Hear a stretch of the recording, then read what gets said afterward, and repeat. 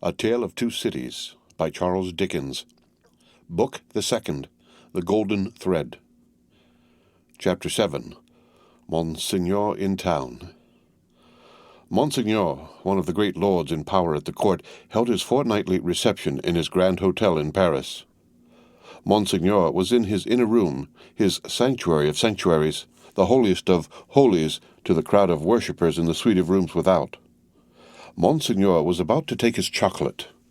Monseigneur could swallow a great many things with ease, and was, by some few solid minds, supposed to be rather rapidly swallowing France. But his morning's chocolate could not so much as get into the throat of Monseigneur without the aid of 4 strong men besides the cook.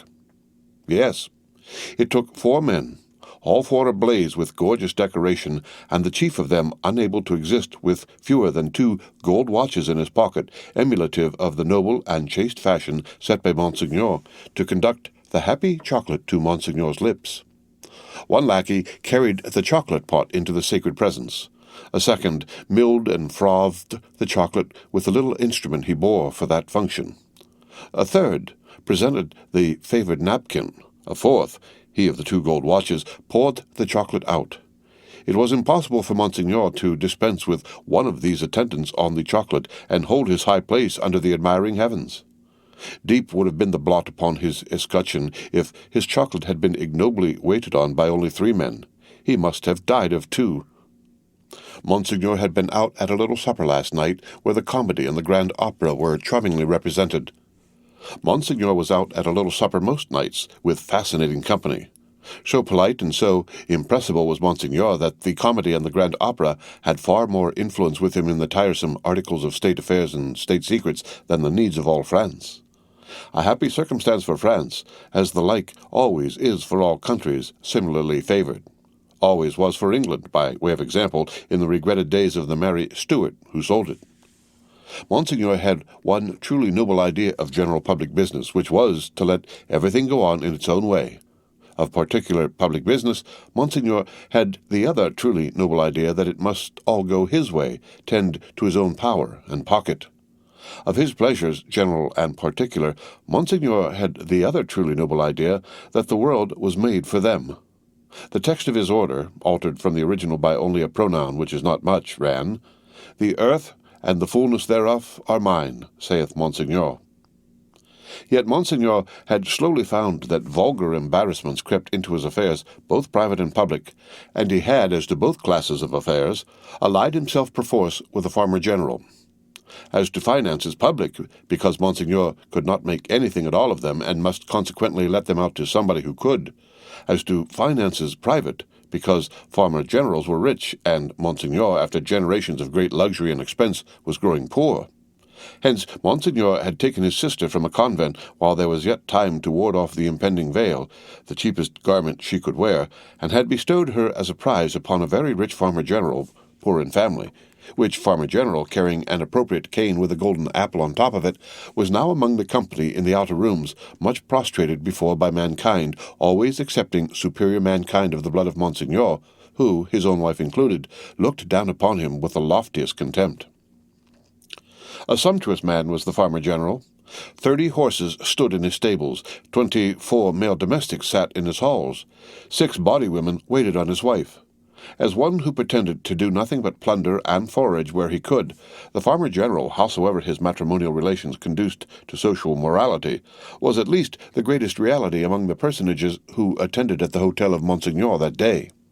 For the rooms, though a beautiful scene to look at, and adorned with every device of decoration that the taste and skill of the time could achieve, were, in truth, not a sound business, considered with any reference to the scarecrows and the rags and nightcaps elsewhere, and not so far off either, but that the watching towers of Notre Dame, almost equidistant from the 2 extremes, could see them both.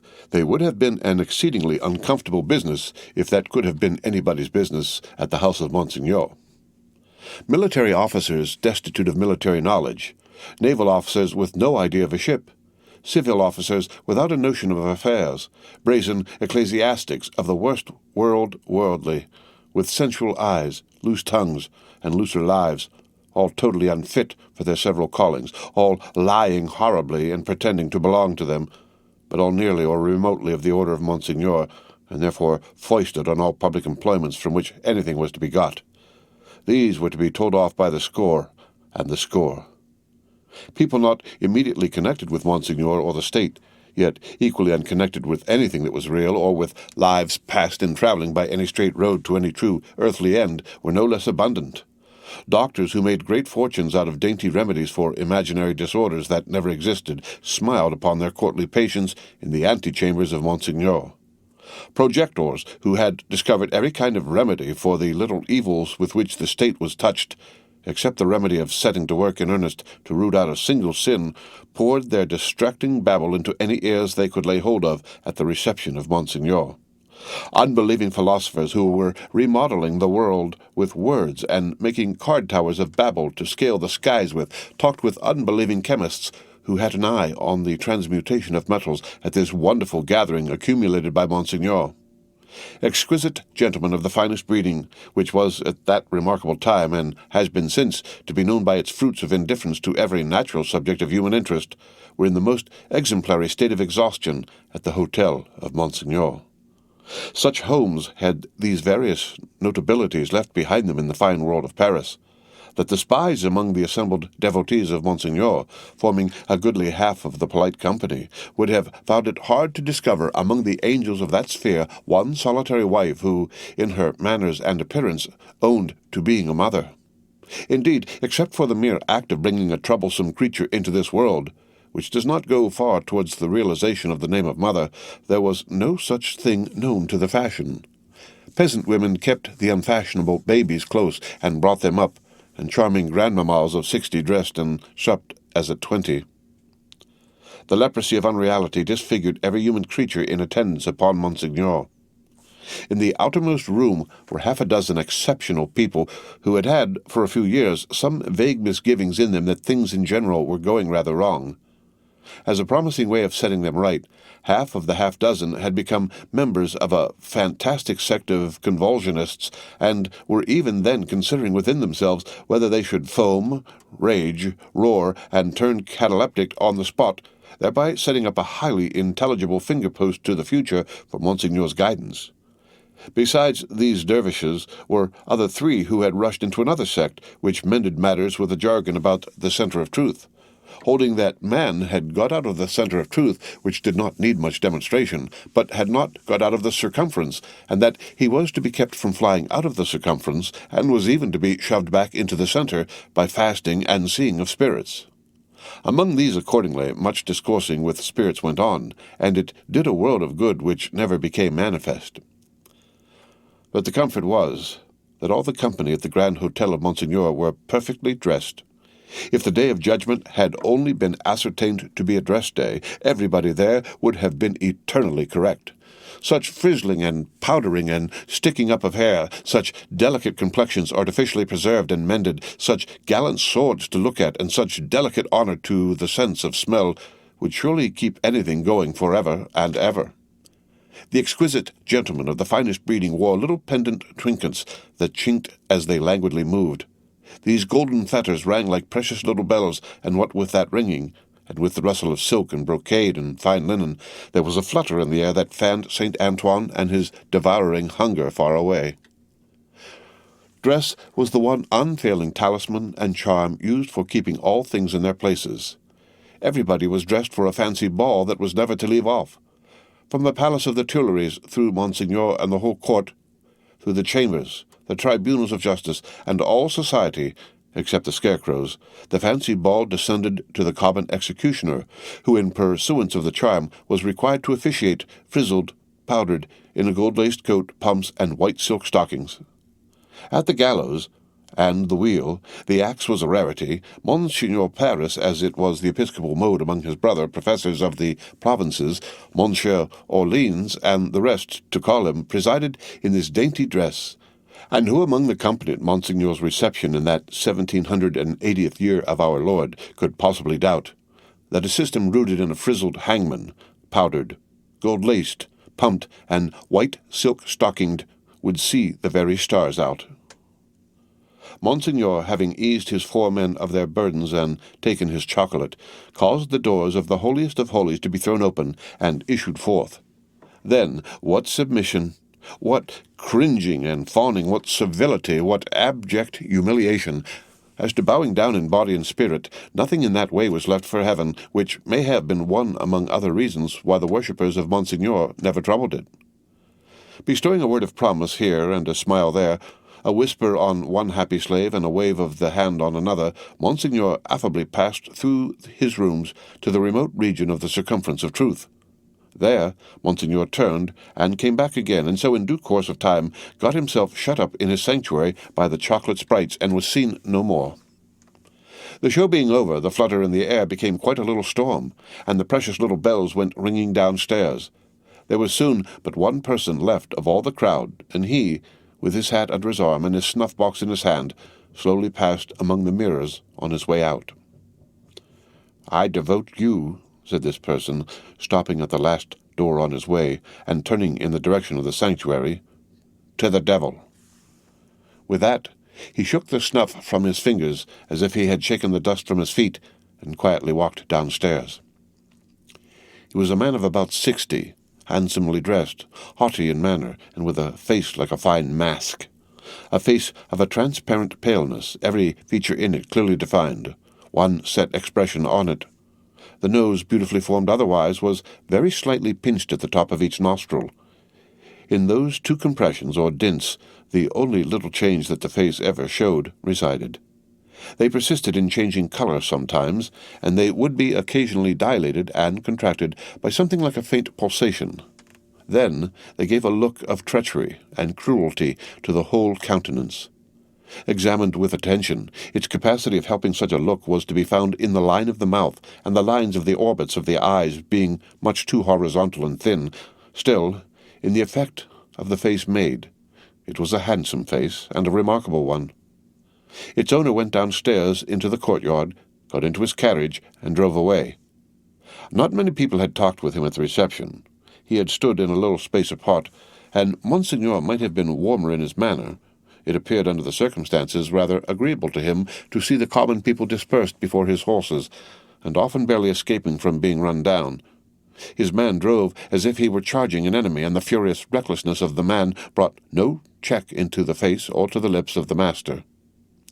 The complaint had sometimes made itself audible, even if that deaf city and dumb age that, in the narrow streets without footways, the fierce patrician custom of hard driving, endangered and maimed the mere vulgar in a barbarous manner. But few cared enough for that to think of it a second time, and, in this matter, as in all others, the common wretches were left to get out of their difficulties as they could. With a wild rattle and clatter, and an inhuman abandonment of consideration not easy to be understood in these days, the carriage dashed through streets and swept round corners, with women screaming before it, and men clutching each other and clutching children out of its way. At last, swooping at a street corner by a fountain, one of its wheels came to a sickening little jolt, and there was a loud cry from a number of voices, and the horses reared and plunged. But for the latter inconvenience, the carriage probably would not have stopped. Carriages were often known to drive on and leave their wounded behind, and why not? But the frightened valet had got down in a hurry, and there were 20 hands at the horses' bridles. "What has gone wrong?" said Monsieur, calmly looking out. A tall man in a nightcap had caught up a bundle from among the feet of the horses, and had laid it on the basement of the fountain, and was down in the mud and wet, howling over it like a wild animal. "Pardon, Monsieur the Marquis," said a ragged and submissive man. "It is a child." "Why does he make that abominable noise? Is it his child?" "Excuse me, Monsieur the Marquis. It is a pity. Yes." The fountain was a little removed, for the street opened, where it was, into a space some 10 or 12 yards square.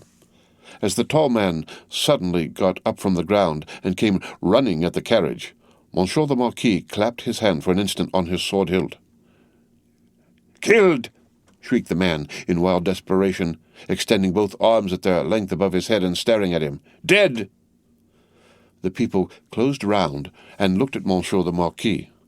There was nothing revealed by the many eyes that looked at him but watchfulness and eagerness. There was no visible menacing or anger. Neither did the people say anything. After the first cry they had been silent, and they remained so.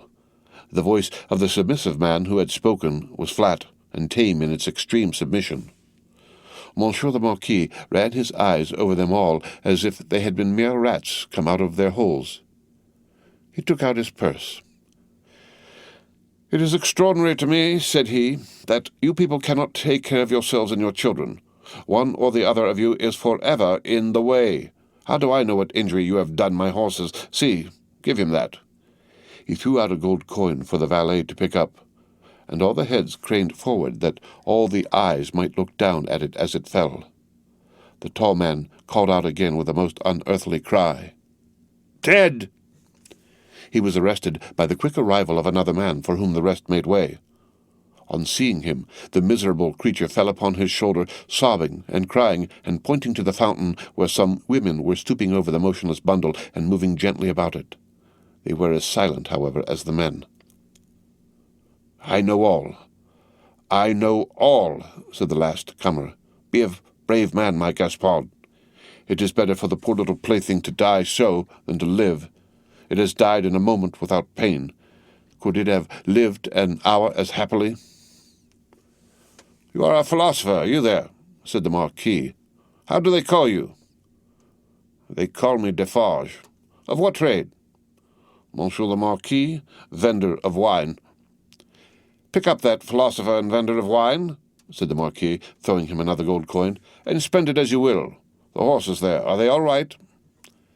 Without deigning to look at the assemblage a second time, Monsieur the Marquis leaned back in his seat, and was just being driven away with the air of a gentleman who had accidentally broke some common thing and had paid for it, and could afford to pay for it, when his ease was suddenly disturbed by a coin flying into his carriage and ringing on its floor. "Hold!" said Monsieur the Marquis. "Hold the horses! Who threw that?" He looked to the spot where Defarge, the vendor of wine, had stood a moment before. But the wretched father was grovelling on his face on the pavement in that spot, and the figure that stood beside him was the figure of a dark, stout woman, knitting. "You dogs!" said the Marquis, but smoothly and with an unchanged front, except as to the spots on his nose. "I would ride over any of you very willingly and exterminate you from the earth. If I knew which rascal threw at the carriage, and if that brigand were sufficiently near it, he should be crushed under the wheels." So cowed was their condition, and so long and hard their experience of what such a man could do to them within the law and beyond it, that not a voice, or a hand, or even an eye was raised. Among the men not one. But the woman who stood knitting looked up steadily, and looked the Marquis in the face. It was not for his dignity to notice it. His contemptuous eye passed over her, and over all the other rats, and he leaned back in his seat again, and gave the word, "Go on." He was driven on, and other carriages came whirling by in quick succession. The minister, the state projector, the farmer-general, the doctor, the lawyer, the ecclesiastic, the grand opera, the comedy, the whole fancy ball, in a bright continuous flow, came whirling by. The rats had crept out of their holes to look on, and they remained looking on for hours, soldiers and police often passing between them and the spectacle, and making a barrier behind which they slunk, and through which they peeped. The father had long ago taken up his bundle and bidden himself away with it, when the women who had tended the bundle while it lay on the base of the fountain sat there watching the running of the water and the rolling of the fancy ball, when the one woman who had stood conspicuous, knitting, still knitted on with the steadfastness of fate. The water of the fountain ran, the swift river ran, the day ran into evening. So much life in the city ran into death according to rule. Time and tide waited for no man. The rats were sleeping close together in their dark holes again. The fancy ball was lighted up at supper. All things ran their course. The end of Book the Second, The Golden Thread, Chapter 7. Read by Rick Kistner for Lit2Go on the web at fcit.usf.edu.